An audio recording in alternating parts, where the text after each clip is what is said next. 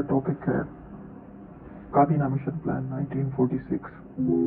इससे पहले हमने 1945-46 के इलेक्शंस के बारे में पढ़ा था और 1945-46 के इलेक्शंस क्यों हुए थे, क्योंकि उससे पहले 1945 में जो शिमला कॉन्फ्रेंस में वेवल प्लान डिस्कस हुआ था उसमें ये तय होना था कि 6 हिंदू और 5 मुसलमान वायसराय की इंतजामी काउंसिल में रखने थे, जिसमें कि कायदे आजम ने कहा था कि 5 लोग मुस्लिम लीग अपनी मर्जी से रखेगी, जबकि कांग्रेस मौलाना अबुल कलाम आज़ाद को रखवाना चाहती थी। तो कायदे आजम इसी बात पर बजिद थे कि ये सिर्फ मुस्लिम लीग का हक है और वो अपने 5 बंदे चुनेगी। तो इस पर सब ने एतराज़ किया कि और भी मुस्लिम पार्टियां हैं, सिर्फ मुस्लिम लीग ही क्यों। तो कायदे आजम ने फरमाया था कि बाई इलेक्शन मुस्लिम लीग जीती है तो आप जनरल इलेक्शंस करवा लें। तो जनरल इलेक्शंस जो हुए थे उसमें आप जानते हैं कि उसमें मुस्लिम लीग को बहुत शानदार कामयाबी मिली। मसलन मरकज़ में उसने 100% नशिस्तें ली और सूबों में 80 से 90% नशिस्तें ली। और 1946 में मुस्लिम वोटर्स की जो तादाद थी वो तकरीबन 61 लाख थी और उसमें से मुस्लिम लीग ने 45,33,000 वोट लिए, यानी तकरीबन 74% बनते हैं। अब हुकूमत बरतानिया को बिल्कुल भी ये उम्मीद नहीं थी, ना कांग्रेस ये तवक्को कर रही थी, क्योंकि 1937 के जो इलेक्शन हुए थे उसमें मुस्लिम लीग की कारकर्दगी कुछ खास बेहतर नहीं थी। 25% नशिस्तें ले पाई थी और वो हुकूमत नहीं बना सकी थी, जबकि और मुस्लिम पार्टियां, यूनियनिस्ट पार्टी, खाकसार, जमीयत उलमाए हिंद, दीगर और पार्टियां थीं, वो कांग्रेस के साथ मिलकर मखलूत हुकूमतें बनाती रहीं और उस दौरान मुसलमानों के साथ बहुत ज्यादती हुई। तो मुसलमानों ने भी अब ये सोच लिया था कि वो मुस्लिम लीग के अलावा किसी को वोट नहीं देंगे। तो ये तवक्को कोई भी नहीं कर रहा था कि मुस्लिम लीग इतनी ज्यादा नशिस्तें ले जाएगी, यानी मरकज में 100% और सूबों में 80 to 90%। H.V. हुडसन जो है उसकी एक किताब है the great divide, Britain, India and Pakistan. उसमें वो लिखता है कि हुकूमत बरतानियों को बिल्कुल भी यकीन नहीं था कि मुस्लिम लीग इतनी कामयाबी हासिल कर सकती है। वो सोच रहे थे कि 1937 के जो इलेक्शंस हुए थे उनसे कोई थोड़ा बहुत ज्यादा ही मतलब उनका नशिस्तें ले लेंगे, मगर इतनी नहीं जितनी उन्होंने ले ली। तो नतीजा आने के बाद मुस्लिम लीग ये कहने में हक बजानिब थी कि वो इन मुस्लिम नशिस्तों पर जो 5 मुस्लिम नशिस्तें हैं उसके लिए वो खुद अपने लोग चुनेगी और किसी भी और मुस्लिम पार्टी को ये हक नहीं दिया जाएगा कि जी वो इनको चुने। ये तो आपके हो गए जी 1946 के इंतखाबात। ठीक है, हमने अब देखना है काबीना मिशन प्लान को। अब हुआ क्या है जी, इंतखाबात के नतीजे के तौर पर तो ये होना चाहिए कि मुस्लिम लीग ने पाकिस्तान का मतलब क्या, ला इलाहा इल्लल्लाह की बुनियाद पर वोट दिए, यानी उन्होंने कहा कि हमें तकसीम चाहिए तो तकसीम होनी चाहिए थी। लेकिन ये तो अब एक नया प्लान आ गया है जिसमें हिंदुस्तान की तकसीम नहीं है बल्कि वहदत है। उधर से बरतानिया में भी इंतखाबात हुए हैं और लेबर पार्टी जो है बरसर इक़्तिदार रही है, तो उसके वजीर आजम लॉर्ड एटले ने बरसगीर के मुस्तकबिल के बारे में जो है वो अपने हाउस ऑफ कॉमन्स में तकरीर करते हुए कहा कि जी हिंदुस्तान जो है वो एक ऐसा मुल्क है जिसमें मुख्तलिफ नस्लों, मुख्तलिफ ज़बानों, मुख्तलिफ मज़ाहिब के लोग बसते हैं और उनके मसले का हल जो है वो हिंदुस्तानी ही निकाल सकते हैं, किसी और के बस में ये नहीं है। मगर जो अकलियतें हैं उनके बारे में भी हम सोचते हैं कि उनके हकूक़ का तहफ़्फ़ुज़ भी ज़रूरी है, लेकिन किसी अकलियत को वीटो पावर की इजाज़त नहीं दी जाएगी। अब उसकी इस बयान का जो मकसद है उसमें जिस अकलियत की तरफ उन्होंने इशारा किया वो मुसलमान है, यानी मुसलमान जो इस बात पर बज़िद हो गए हैं कि उन्हें अलग मुल्क चाहिए, तो ये नहीं होने दिया जाएगा। यानी जो मेजॉरिटी पार्टी जाती है, कांग्रेस चाहती है, वो होगा। कांग्रेस तो चाहती है मुत्तहिदा हिंदुस्तान, तो बरतानवी हुकूमत कांग्रेस की तरफ उसका झुकाव है, वो भी वही बात कर रही है जो कांग्रेस कर रही है। यानी कांग्रेस ये चाह रही है कि मुत्तहिदा हिंदुस्तान, तो हुकूमत बरतानिया भी मुसलमानों को इसी बात पे राजी करने की कोशिश कर रही है कि आप मुत्तहिदा हिंदुस्तान में रहकर हुकूमत लें। और हुकूमत बरतानिया इस वजह से भी हिंदुस्तान से निकलना चाहती है कि दूसरी जंग अजीम के बाद, यानी जो उसने जंग में जो फौजी भेजे थे वो अब वापस आ चुके थे। अब फौज में भी उनके कोई नौकरी नहीं थी, उस वक्त उनको भर्ती किया गया था जंग की फतेह, तो उनके पास हथियार भी थे, तो उसकी वजह से जगह जगह राइट्स होने लग गए थे, यानी हिंदू मुस्लिम फसादात होने लग गए थे। तो हुकूमत बरतानिया को ये तशवीश थी कि इससे ये चीज़ कोई ज़्यादा ना बढ़ जाए, तो उससे पहले ही हम निकल जाएं यहाँ पे क्योंकि अब उन्होंने ठहरना नहीं था, अब उनके पास ना इतने रिसोर्सेज थे, ना इतनी पावर थी कि वो इतनी कॉलोनीज को कंट्रोल कर सके। वो जाना चाह रही थी, लेकिन अफसोस ये कि वो हिंदुस्तान को मुतहिदा हालत में छोड़ के जा रही थी, जबकि मुसलमान कह रहे थे कि हमें आप तकसीम करके दे जाए। तो जब वजीर आजम ने यह बयान दिया कि किसी अकलियत को वीटो पावर की इजाजत नहीं दी जाएगी, तो कांग्रेस तो बहुत खुश हुई इस बयान से, क्योंकि ये उनके हक में था, मुसलमानों के खिलाफ था। लेकिन कायद आजम ने इस बयान पर तनकीद की। उन्होंने कहा कि हम जानते हैं कि कांग्रेस अक्सरियत में है, मगर मुसलमान भी अकलियत नहीं है, बल्कि एक मुकम्मल कौम है, लिहाजा उनके हक खुद इरादियत को जुटलाने की इजाजत नहीं दी जाएगी। यानी जब वो एक कौम है तो उनका अपना एक सेल्फ डिटर्मिनेशन है, वो क्या चाहते हैं, वो अपने लिए एक अलग मुल्क की बात करें, वो अपने मुस्तकबिल के फैसले में बता रहे हैं हमें डिवीजन चाहिए। तो किस तरह से आप उन्हें एक कौम की हैसियत देने की बजाय आप उनको उनके बारे में ये कह रहे हैं कि जी वो अकलियत है। तो कायदे आजम ने भी उनके इस जवाब इनकी जो कांग्रेस ने जो बयान था उसके बयान पे काफी तनकीद की और ये जवाब दिया। अच्छा जी, अब ये काबीना मिशन के मेंबरान हैं जो अपने साथ एक मिशन लेकर आए हैं, तकसीम करने की बजाय नया मिशन ले आए हैं। तो काबीना किसे कहते हैं, यानी एक वजीर आजम होता है और वो वुज़रा चुनता है अपने पार्लियामेंट में से। पार्लियामेंट का हर मेंबर काबीना मेंबर नहीं होता, ना ही पार्लियामेंट का हर मेंबर वजीर होता है। जो वजीर चुने जाते हैं उनको कैबिनेट मेंबर कहते हैं, या आप काबीना के लोग कहते हैं कि जी ये वजीर आजम की काबीना के लोग हैं। तो अब ये तीन लोग हैं, ये जो पहले हैं फ्रेडरिक पैट्रिक लॉरेंस, ये secretary of state for India है। यानी ये बरतानिया के अंदर जो इंडिया कॉलोनी है बरतानिया की, और भी बहुत सी कॉलोनीज हैं, उनमें से एक इंडिया है, तो ये उसके secretary of state for India है, वजीर अमूर हिंद है। यानी इंडिया को जो भी मसाइल दरपेश हैं वो वायसराय के साथ बातचीत करके ये आगे हुकूमत बरतानिया को बताते हैं। ठीक है, तो ये है वजीर अमूर हिंद। और ये स्टेफोर्ड क्रिप्स जो हैं ये वजीर तिजारत समझ लें आप इन्हें, यानी प्रेसिडेंट ऑफ ट्रेडिंग बोर्ड। और इसी तरह से एवी अलेक्जेंडर जो हैं ये इन्हें आप वजीर दिफा समझे, और जी बड़े अच्छे एडमिनिस्ट्रेटर भी समझे जाते थे। तो इनको ये प्लान देकर भेजा गया है एक, कि जाकर आप हिंदुस्तानी जो सियासतदान हैं उनसे बातचीत करें। ये तीन लोग हैं कि उनको मनाने की कोशिश करें कि जी हुकूमत जो है वो आपको ये तजावीज़ दे रही है। अब मुज़ाकरात क्या हो रहे हैं, मिशन के यही जो अरकान है ये बड़े सगीर में आकर इन्होंने सियासी रहनुमाओं से मुज़ाकरात किए हैं, गवर्नरों से, सूबों के वज़राए आला से बातचीत की, गवर्नर जनरल से भी उन्होंने उसकी ओपिनियन ली है। तो दोनों बड़ी जमातों के मौक़िफ़ वाज़ेह थे, साफ ज़ाहिर है। कब की, तो मुस्लिम लीग बता रही है तकसीम चाहिए हमें, 1940 से कह रही है वो करारदाद जब से पास की है। और जो कांग्रेस है वो तो डे वन से मुतहिदा हिंदुस्तान के अलावा बात ही नहीं करती। ठीक है, तो अब दोनों के दरमियान एक बहुत बड़ा खलीज है, वाइडनिंग फ्यूड है, एक खलीज जिसे कहना चाहिए। उनके दरमियान बहुत उनके नुक्ता नज़र जो है वो एक दूसरे से दूर है। एक तकसीम की बात कर रहा है और दूसरा जो है वो मुतहिदा हिंदुस्तान की बात कर रहा है।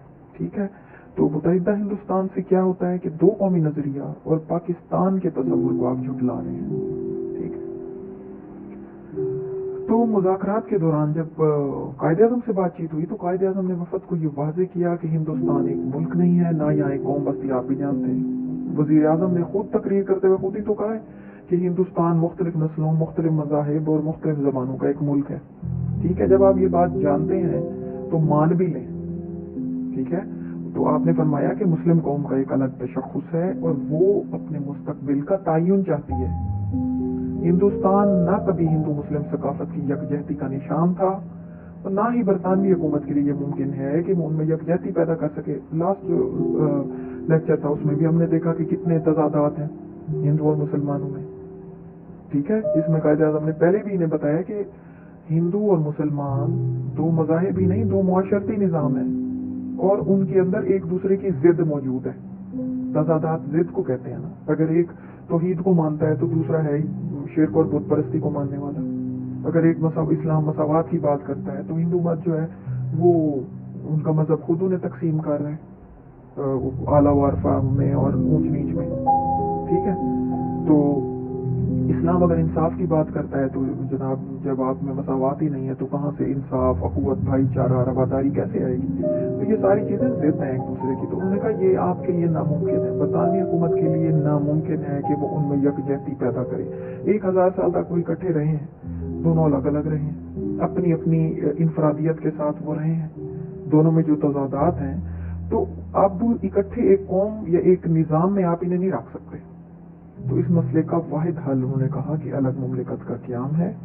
مگر وفد کی ہمدردیاں کانگریس کے ساتھ واضح تھی، اسپیشلی سر اسٹیفورڈ کرپس جو تھے نا، وہ ان کی گاندھی کی طرف اور کانگریس کی طرف لیننگ بہت زیادہ تھی. یعنی وہ چاہ رہے تھے کہ جو کانگریس چاہتی ہے نا وہ بات ہونی چاہیے.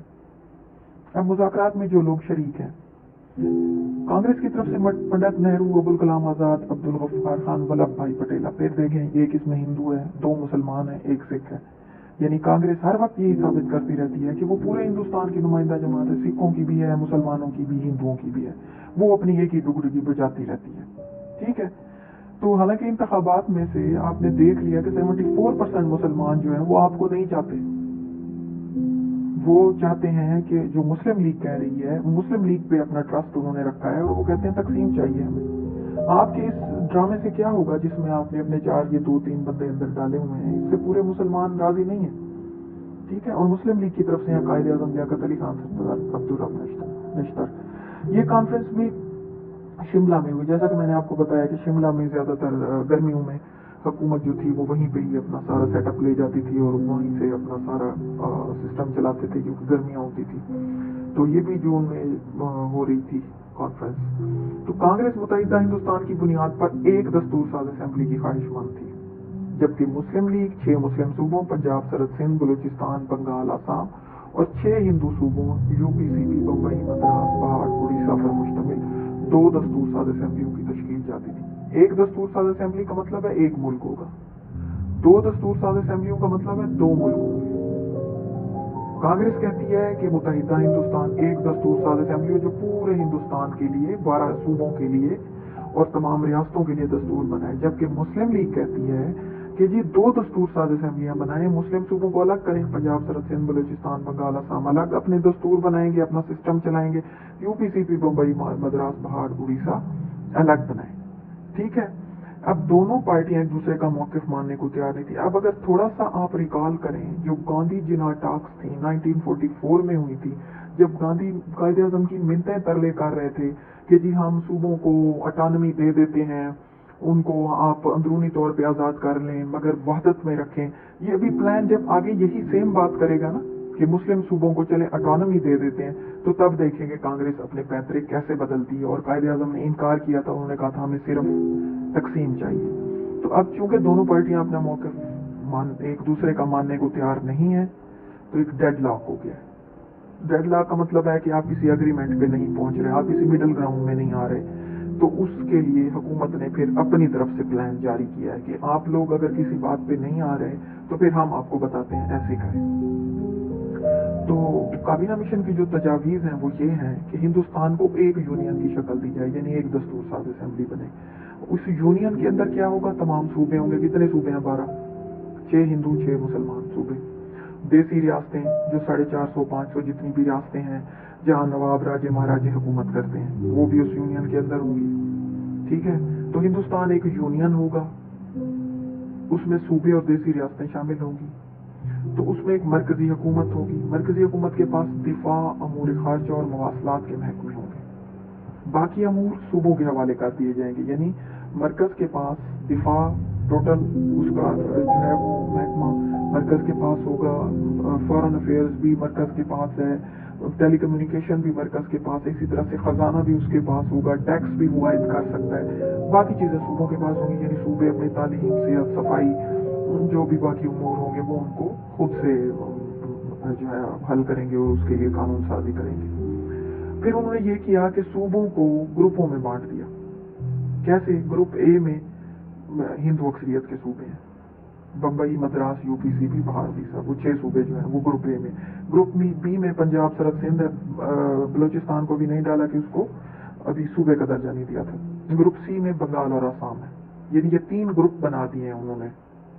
और ये 3 ग्रुप अगर आप देखें मजहब की बुनियाद में, पहले ग्रुप में 6 हिंदू सूबे हैं, दूसरे ग्रुप में 3 मुस्लिम सूबे हैं, तीसरे ग्रुप में 2 मुस्लिम सूबे हैं, ठीक है, दूसरे में 3 और तीसरे में 2। अब ये ग्रुप जो है, ये अगर आपके ऑब्जेक्टिव में भी हो तो आप ये नहीं कर सकते कि ग्रुप ए वाले आप बी में लिख दें, बी वाले सी में लिख दें, नहीं, वो गलत होगा। ग्रुप ए में जो है वो वही रहेंगे, ग्रुप बी वाले बी में होंगे, सी वाले सी में होंगे, ठीक है। ये इस तरह से उन्होंने इसकी ग्रुपिंग की कि ये इस तरह से होंगे, 3 ग्रुप हैं। अब ये एक नई नौयत का वफाक होगा जिसमें मरकजी तंजीम, सूबाई तंजीम और ग्रुप तंजीम बनाई गई। ये क्यों नई नौयत का वफाक है? क्योंकि नॉर्मली जो एक वफाक होता है, ये फेडरेशन होती है, उसमें एक मरकजी हुकूमत है और जितने सूबे होते हैं उतनी सूबाई हुकूमतें होती हैं। यानी अगर नॉर्मल ये एक वफाक होता तो उसमें एक मरकजी हुकूमत होती और 12 सूबाई हुकूमतें होती।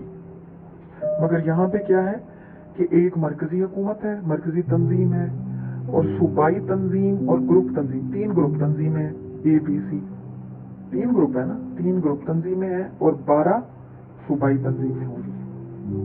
एक मरकजी हुकूमत, 3 ग्रुप हुकूमतें और बाकी हर सूबे की अपनी, यानी 12 सूबाई हुकूमतें होंगी। और मरकज और सूबों के अख्तियारात काबीना मिशन तजावीज़ में वाज़े कर दिए गए। वो बता दिया गया मरकज के पास दिफा, अमूर खारजा, मवासलात, खजाना, टैक्सेशन, ये सारी उसके पास है, बाकी जो है वो सूबों के पास होंगी। अब जो सूबे हैं वो मजीद फिर यानी जो ग्रुप इंतजामिया है वो अपने सूबों को असाइन करेगी कि जी फर्दर कि कौन से सूबे को वो कितने अख्तियारात दे रही है। ये ग्रुप इंतजामिया और सूबों का मामला है, मरकज का नहीं है। बस मरकज के पास अपने अख्तियारात होंगे, ठीक है। यानी ये ग्रुप तंजीम और सूबा खुद आपस में करेंगे इसका फैसला। सूबे और रियासतें मरकजी कानून साज असेंबली और काबीना में नशिस्तें हासिल करेंगी, जैसा कि कहा गया पहले पॉइंट में कि जी हिंदुस्तान एक यूनियन होगा जिसमें सूबे और तमाम रियासतें शामिल होंगी। तो और वो किस बुनियाद पे शामिल होंगी? आबादी की बुनियाद पे, ठीक है। यानी सेनेट और जो है आपकी मरकजी कानून साज असेंबली, उसमें वो उनको नशिस्तें दी जाएंगी, लेकिन उनकी आबादी के मुताबिक। जिस सूबे की आबादी ज्यादा है, जिस रियासत की आबादी ज्यादा है, उनकी नुमाइंदगी ज्यादा होगी मरकजी असेंबली के अंदर, ठीक है। तो आबादी के तनासुब को पेश नजर रखा जाएगा और हर सूबे को नुमाइंदगी दी जाएगी, ठीक है। उसके बाद है जी आइन साज असेंबली कैसे चुनी जाएगी। अब आइन साज असेंबली जो है सूबाई असेंबलियों के अराकीन मरकजी आइन साज असेंबली का चुनाव करेंगे, ठीक है। मरकजी आइन साज असेंबली किसने चुनी है? सूबाई असेंबलियों के अराकीन ने। मरकजी आइन साज असेंबली पूरे बड़े सगीर के लिए आइन तश्कील देगी। जब मरकजी आइन बन जाएगा तो तीनों सूबाई ग्रुप अपने अपने आइन बनाएंगे, अबूरी हुकूमत फौरी तौर पर कायम की जाएगी। अब ये इसमें उन्होंने असल में 2 प्लान दिए हैं, एक लॉन्ग टर्म, एक शॉर्ट टर्म प्लान है। सबसे पहले तो अबूरी हुकूमत बनानी है जिसमें 6 हिंदू, 5 मुसलमान और बाद में 3 और लोगों का भी उन्होंने इजाफा कर दिया, 14 लोग कर दिए। पहले तो 11 थे, फिर 14 कर दिए। तो वो जो अबूरी हुकूमत बनेगी, ना सिर्फ वो मुल्क का सिस्टम चलाएगी बल्कि वो आइन साजी भी करेगी। यानी आइंदा के लिए मुल्क का आइन जो बनाना है वो अबूरी हुकूमत की ही सुपरविजन में दस्तूर साज असेंबली बनाएगी। यानी अबूरी हुकूमत के 2 काम हैं कि एक तो वो फिलहाल मुल्क का निज़ाम चलाए, दूसरा वो ये इलेक्शंस भी कराए जिसके जरिए से मरकजी आइन साज असेंबली को चुना जाए। फिर वो मरकजी आइन साज असेंबली मुल्क के लिए या आइंदा फ्यूचर के लिए वो आइन बनाएगी, ठीक है। क्योंकि अब ब्रिटिश जो है वो आज़ादी दे रहे हैं, आहिस्ता आहिस्ता आपको जो है वो इंडिपेंडेंट करके जाना चाहते हैं, हिंदुस्तान को ट्रांसफरेंस ऑफ पावर वो करके जाना चाह रहे हैं, ठीक है। तो ये उन्होंने एक प्रोसीजर रखा है कि अभी सबसे पहले तो अबूरी हुकूमत बना दी जाए, फिर ये अबूरी हुकूमत आगे मरकजी असेंबली का चुनाव करे जो आगे अपना काम करे, यानी आइन साजी भी करे। और ये जब हो जाएगा तो फिर अगला काम फिर बाद में होगा। इस अबूरी हुकूमत में शामिल तमाम वज़रा मकामी होंगे, कोई अंग्रेज काबीना में शामिल नहीं किया जाएगा। काबीना इंतजामी अमूर में बाख्तियार होगी। मरकजी आइन के बनने और अबूरी हुकूमत के क़याम के बाद अगर कोई सूबा जरूरी समझेगा तो अपना ग्रुप तब्दील कर सकेगा। अब ये अगर आप देखें, ये जो है इन्होंने काबीना मिशन प्लान के पॉइंट्स, ये कुछ क्रिप्स मिशन में से लिए हैं, कुछ वेबल प्लान में से। ऑलमोस्ट वही उसी को ही आप देखें तो वही प्लान है जिसमें कहा गया था क्रिप्स मिशन में कि जी जंग के बाद हम बड़े सगीर को डोमिनियन स्टेटस का दर्जा देंगे और एक आइन साज असेंबली होगी जो मुल्क के लिए आइन बनाएगी, जो सूबे पसंद करेंगे तो ठीक, नहीं तो वो अपने लिए अलग आइन बना देंगे, जिसको दोनों जमातों ने रद्द कर दिया था। ठीक है, ऑलमोस्ट वही इसी तरह से वेवल प्लान में है कि जी वाइसराय की कौंसिल है जिसमें 6 हिंदू हैं 5 मुसलमान हैं, तो वो जो है वो फिर दस्तूर साज असेंबली चुनेगी और वो दस्तूर साजी करेंगे। तो ये वही दोनों चीज़ों को मिला के ये पॉइंट इसमें दिए हुए हैं। ठीक है, इसमें ये भी बताया गया है कि अगर कोई सूबा अपना ग्रुप चेंज करना चाहे तो वो कर सकता है, यानी ए वाले बी में आ सकते हैं, बी वाले सी में आ सकते हैं, ये हो सकता है किसी भी वक्त आप यानी अगर ये करना चाहें अबूरी हुकूमत के बनने के बाद अगर ग्रुप चेंज करना चाहते हैं आप कर सकते हैं, लेकिन मरकजी हुकूमत से अलहदगी यानी यूनियन से सूबा मुकम्मल तौर पे अलग हो जाए ये 10 साल बाद ऐसा होगा। यानी ब्रिटिश ये कह रहे हैं 10 साल एक वादत के तहत रहें, आप दोनों हिंदू मुसलमान सारे सूबे एक वादत के अंदर रहें। ठीक है, ग्रुप अगर चेंज करना है वो तो कर सकते हैं आप, ए से बी में चले जाएं, बी से सी में चले जाएं, लेकिन अगर आप पूरी मरकजी हुकूमत से मुकम्मल तौर पे जुदा होना चाहते हैं तो ये फिर आप करेंगे 10 साल के बाद, इससे पहले आप नहीं कर सकते। तो ये पॉइंट नंबर 4 जो है वो हिंद यूनियन से अलहदगी बता रहा है कि जिस सूबों के तीनों ग्रुपों में से एक या दो सूबे अगर मरकजी यूनियन से अलहदा होने का फैसला करना चाहेंगे तो उन्हें समर की इजाजत होगी, लेकिन अलहदगी का ये फैसला 10 साल गुजरने के बाद किया जाएगा। इस नुक्ते ने ग्रुप बी और सी के मुस्लिम अक्सरियती इलाकों को यह हक दे दिया कि वो 10 साल बाद पाकिस्तान बना सकेंगे और आज खुद तकसीम का अमल पूरा हो जाएगा। 5 हक इस्तरदाद। हक इस्तरदाद का मतलब है मुस्तरद करने का हक। अगर कोई सियासी जमात काबीना मिशन तजावीज़ को नापसंद करती है तो वो इन तजावीज़ को मुस्तरद करने का इख्तियार रखती है। अलबत्ता पूरी हुकूमत में शामिल होने का हक सिर्फ उस सियासी जमात को दिया जाएगा जो इन तजावीज़ को मुकम्मल कबूल करेगी। यानी अगर आपने इन तजावीज़ को मानना है तो मुकम्मल माने। ठीक है, मसलन ये कि कांग्रेस को ये तो बहुत अच्छा लगेगा कि जी हिंदुस्तान एक यूनियन है जिसमें तमाम सूबे देसी रियासतें शामिल हैं, मगर जब वो ये देख रही है कि जी सूबों के मजहब की बुनियाद पर ग्रुप बना दिए गए हैं और सूबों को खुद मुख्तियारी दे दी गई है, ये तो उसे कभी भी पसंद नहीं आएगा, ये नुकता तो उन्हें नहीं पसंद आएगा। इसी तरह से जो मुस्लिम लीग है वो 2 दस्तूर साज असेंबलियों की बात कर रही है, यहाँ पर एक दस्तूर साज असेंबली है, तो उसको वो पॉइंट नहीं अच्छा लगेगा कि जी जिसमें आप एक ही सिस्टम के तहत रख रहे हैं आप उन्हें। तो यही बात इसमें की गई है कि अगर कोई सियासी जमात इसे कबूल करती है तो वो अबूरी हुकूमत में शामिल होगी, और जो जमात इन तजावीज़ को रद्द कर देगी वो फिर इस सिस्टम से बाहर होगी, यानी अबूरी हुकूमत में शामिल वो नहीं हो सकती। ठीक है, ये हैं जी आपकी जो काबीना मिशन की तजावीज़ हैं। अब इनके ऊपर क्या फैसला लिया है, क्या रिएक्शन है मुस्लिम लीग का, कांग्रेस का, वो फिर हम नेक्स्ट उसमें देखें।